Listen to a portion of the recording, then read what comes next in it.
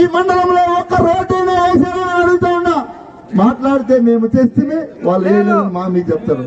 నేను వేసినటువంటి రోడ్లు సుమారు ఒక్క బైరెడ్డిపల్లిలోనే 100 కోట్ల రూపాయలకి ఈ రోజు రోడ్లు వేసాం. గుర్తుపెట్టుకోండి, 100 కోట్లు. ఎవరు వచ్చినా నేను ఛాలెంజ్ చేస్తున్నా, బైరెడ్డిపల్లి మండలంలో 100 కోట్ల రూపాయలు ఖర్చు పెట్టి రోడ్లు వేసాం. కావాలంటే రాండి, నేను చూపిస్తానని కూడా తెలియజేస్తా ఉన్నా. వాళ్ళ అధికారంలో ఉన్నప్పుడు ఏమీ చేయలేదు. ఈ రోజు మైకెత్తుకొని నేను వస్తే కైగల ప్రాజెక్ట్ చేస్తా, ఆ ఊరికి రోడ్డు వేస్తా, ఈ ఊరికి రోడ్డు వేస్తా.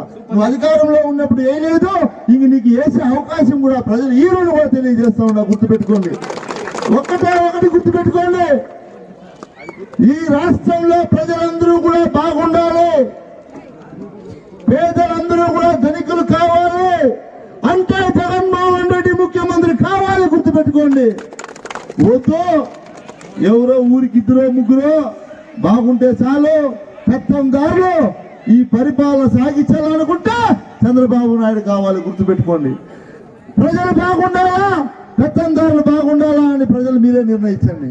ప్రజలు బాగుండాలంటే జగనన్న ముఖ్యమంత్రి కావాలి, పెత్తందారులు బాగుండాలంటే చంద్రబాబు కావాలి. మీ ఊరంతా బాగుండాలంటే జగనన్న కావాలి, ఊర్లో 1-2 దోసుకొని తినాలంటే చంద్రబాబు కావాలి. కాబట్టి మీరు అందరూ గుర్తుపెట్టుకొని రానున్న ఎన్నికలు మే 13వ తేదీ మీరందరూ గుర్తుపెట్టుకోండి.